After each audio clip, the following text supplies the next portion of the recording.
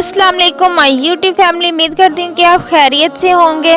आज हम फिर से रेज़न आर्ट करने लगे हैं। आप जान ही गए होंगे कि मैं मोल्ड को नीट एंड क्लीन कर रही हूँ, तो इसका मतलब है कि हम आज फिर रेज़न आर्ट करने वाले हैं। आज मैं आप लोगों के साथ रेज़न आर्ट वर्क भी शेयर करूंगी और साथ साथ आप लोगों को सूरह यासीन का आज़मूदा वजीफ़ा बताऊंगी, जो कि बहुत ही फ़ायदेमंद है और आप लोगों को बहुत ही फ़ायदा होने वाला है। तो आप मेरे वीडियो के साथ जुड़े रहिएगा और इंशाल्लाह मैं आपको लास्ट में बताऊंगी सूरह यासीन का वजीफ़ा।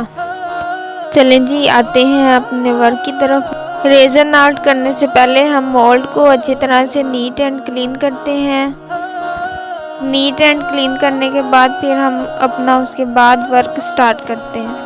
टेप से मोल्ड को नीट एंड क्लीन करने का फ़ायदा ये है कि इसके ऊपर जो भी छोटे छोटे से ज़रे होते हैं वो सारे जो है निकल जाते हैं अच्छी तरह से और हमारा मोल्ड अच्छी तरह से नीट एंड क्लीन हो जाता है। चलें जी, हम मोल्ड को अच्छी तरह से नीट एंड क्लीन करते हैं और फिर हम करते हैं अपनी वीडियो स्टार्ट।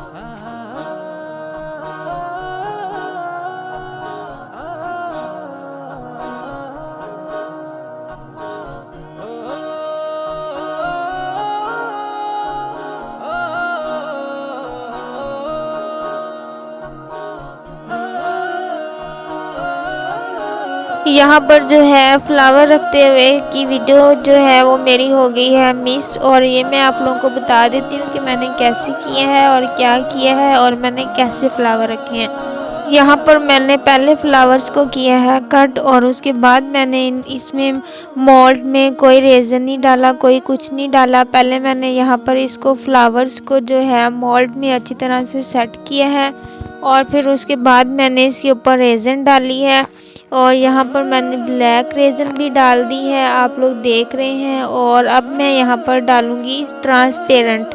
और आपको एक बात और बता दूं कि यहाँ आपने इसको अच्छी तरह से फुल नहीं करना और यहाँ पर आपने फिनिशिंग लुक भी देनी है बाद में जब ये अच्छी तरह से ड्राई हो जाएगा। यहाँ पर एक बात और आपको बता दूं कि हमने रेज़न जो है मोल्ड में फुल बिल्कुल नहीं करनी और यहाँ पर हमने इसको थोड़ा सा खाली छोड़ना है ताकि लास्ट में जो हम इसके ऊपर लेयर लगाते हैं एक वो पतली सी लेयर होनी चाहिए। और उसका फ़ायदा ये होता है कि फिनिशिंग जो हम लेयर देते हैं उससे हमारे प्रोडक्ट में अच्छी तरह से फिनिशिंग लुक आती है और शाइनिंग आती है उसमें। जो हम लास्ट में जो है हम देते हैं लेयर, उसका यही फ़ायदा होता है कि उससे प्रोडक्ट अच्छी लगती है और शाइनिंग आती है उससे। लेकिन यहाँ पर मेरा तो यही ख्याल है कि पहले हम रेज़न को इसमें पोर करें और उसके बाद हम फ्लावर्स को सेट करें। ठीक है, ये तो मैंने कर लिया था और आप लोगों को मैं बता रही हूँ कि पहले आप लोगों ने रेज़न को पोर करना है, उसके बाद अपने फ्लावर्स को सेट करके रखना है। और यहाँ पर मैं आप लोगों के साथ शेयर करने वाली हूँ सूरह यासीन का वजीफ़ा।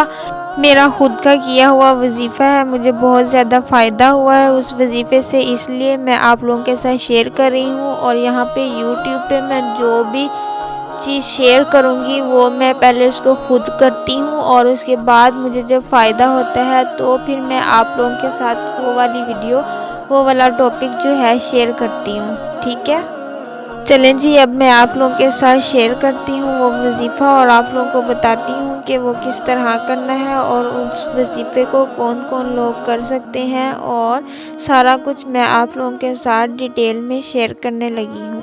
और आप लोगों को बता देती हूँ कि आप लोग किस किस मसले के लिए इसको कर सकते हैं। मिसाल के तौर पर अगर किसी ने किसी से पैसे लिए हैं, वो इंसान आपके पैसे वापस नहीं कर रहा, या आप किसी कर्ज में फंसे हुए हैं, या आपने कोई भी आपका मसला है, आप उसमें इसको इस सूरह यासीन वाले वजीफ़े को कर सकते हैं और इंशाल्लाह ताला आपको भी बहुत ही ज़्यादा फ़ायदा होगा जिस तरह के मुझे हुआ है। ठीक है, तो अब हम शुरू करते हैं सूरह यासीन का वजीफ़ा और मैं आप लोगों को बताती हूँ जी। तो वजीफ़ा इस तरह से है सूरह यासीन का कि हमने सूरह यासीन जो है वो किसी भी एक टाइम पढ़नी है, मतलब कि जिस टाइम भी पढ़नी है।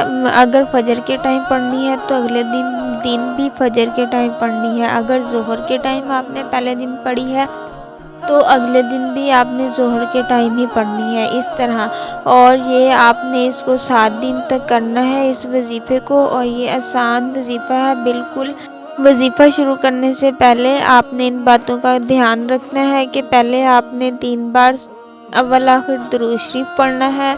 और एक बात का आपने ख्याल अच्छी तरह से रखना है कि जब आपने वज़ीफ़ा शुरू करना है, कोई भी वज़ीफ़ा हो, कोई भी वज़ीफ़ा आप करने लगे हैं, तो आपने उसमें किसी से भी बातचीत नहीं करनी। कोई भी वज़ीफ़ा होता है तो वो इसी तरह होता है कि उसमें आप बातचीत नहीं करेंगे तो वो ज़्यादा असर करता है वो वाला वज़ीफ़ा।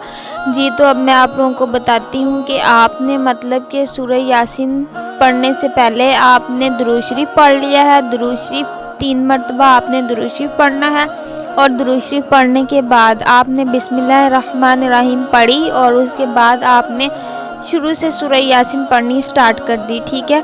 और सूरह यासीन में 7 मुबीन होती हैं, और आपने क्या करना है, जब पहली मुबीन आएगी तो आपने वहाँ से उसको मुबीन आ गया ना, जहाँ पे पहली मरतबा पहली मुबीन आई है, तो आपने वहाँ से फिर शुरू से जो है ना सूरह यासीन पढ़नी स्टार्ट कर देनी है, ठीक है। शुरू से पढ़ी आपने सूरह यासीन, आगे पहली मुबीन आई, फिर आपने उसके आगे पढ़ते जाना है, जब फिर आ जाएगी दूसरी मुबीन, ठीक है। दूसरी मुबीन के बाद आपने फिर उसको शुरू से सूरह यासीन को पढ़ना है, और उसके बाद इसी तरह आपने 7 मुबीन पे शुरू से मुबीन तक आपने पढ़ना है, ठीक है। और उसके बाद आपने फिर जब 7 मुबीन हो जाएंगी, इसी तरह से आपने 7 मुबीन तक सूरह यासीन पढ़नी है शुरू से एंड तक।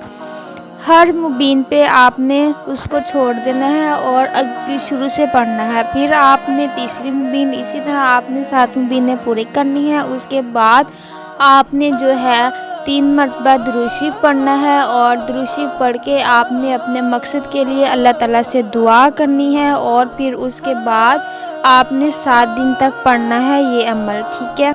इस अमल को आपने 7 दिन तक इसी तरह करना है। इंशाअल्लाह ताला आपको फ़ायदा होगा, और जो भी जिस तरह का भी आपका मसला है, आप परेशान हैं, जिस तरह के आपने पेंशन वगैरह लेनी है या कुछ भी आपने करना है तो आपके पैसे नहीं आ रहे, या जो भी मसला है, जिस तरह का भी मसला है, आपने उसके लिए इसको करना है, तो इंशाल्लाह ताला आपको ज़रूर बाज़रूर फ़ायदा होगा इंशाल्लाह। और आपने यकीन रखना है, और यकीन के साथ जो काम भी किया जाता है वो ज़रूर अल्लाह ताला उसको पूरा करता है। और अल्लाह ताला पर आपने सबसे पहला काम जो है वो आपका अल्लाह ताला पर यकीन होना चाहिए। और अल्लाह ताला पर जब हमारा यकीन पक्का होता है तो हमारा हर अमल हर काम जो है हमारा अल्लाह ताला वो ज़ाया नहीं करता, ठीक है। और इसी तरह से हमने ये वज़ीफ़ा करना है, और अगर जिसने भी ये वज़ीफ़ा किया हो और वो करेगा, तो अगर उसको कोई फ़ायदा हो तो वो मुझे लाज़मी कमेंट में आके बताए, कमेंट्स बॉक्स में, तो मुझे खुशी होगी। आप लोगों ने मेरे बताए हुए अमल को किया, ये अमल मैंने खुद भी किया हुआ है। हर मतलब जो भी जिस तरह से जो भी मसला आता है तो मैं जल्दी से ये अमल करती हूँ 7 दिन, और इंशाल्लाह ताला मेरा हर मसला जो है वो ठीक हो जाता है। मेरा छोटा सा अमल जो मैंने आप लोगों के साथ भी शेयर किया, और यहाँ पर ये मैंने इसको एन अल्फ़ाबेट को भी कंप्लीट कर लिया है। यहाँ पर मैंने ऐड किया है गोल्डन कलर का ग्लिटर, जो कि मुझे तो बहुत अच्छा लगा है। ये ग्लिटर मैंने यहाँ पर ऐड किया था। ये मैंने ग्लिटर उस टाइम ऐड किया है जब ये थोड़ा सा ड्राई हो गया था, तो फिर उसके बाद मैंने इसको यहाँ पर मैंने ग्लिटर डाला है। इसकी वजह ये है कि अगर इसको ड्राई किए बगैर ही इसके ऊपर ग्लिटर डाल दें तो ये जो ग्लिटर हैं ये सारे इस कलर में मिक्स हो जाते हैं और ये नीचे जाके बैठ जाते हैं। इसलिए इसको थोड़ा सा ड्राई होने देते हैं, उसके बाद हम ग्लिटर वगैरह जो है वो हम ऐड करते हैं।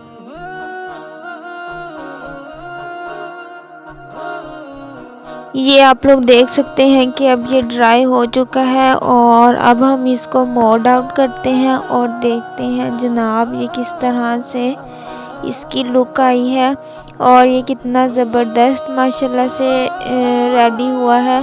और ये जनाब हमने इसको कर लिया है अब मोल्ड आउट, और ये निकल आया है बाहर, और ये इस तरह से कुछ नज़र आ रहा है। मुझे तो ये बहुत ही अच्छा लगा है। और ये है इसकी बैक साइड और ये है इसकी फ्रंट। और आप लोग बताइएगा आपको ये डिज़ाइन कैसे लगा, मुझे तो बहुत ही ज़बरदस्त लगा है। और ये है जनाब इसकी फाइनल लुक, और ये मैंने देना था कस्टमर को, इसलिए मैंने इसको जल्दी से किया है पैक। और ये मैंने आप लोगों के साथ इसकी फाइनल लुक शेयर की है। और मुझे दीजिए इजाज़त, और अपनी दुआओं में रखिएगा मुझे याद, और अपने प्यारों का रखिएगा बहुत सारा ख्याल। और तब तक मिलते हैं न्यू वीडियो में, तब तक के लिए अल्लाह हाफिज़ फ़ी अमानिल्लाह।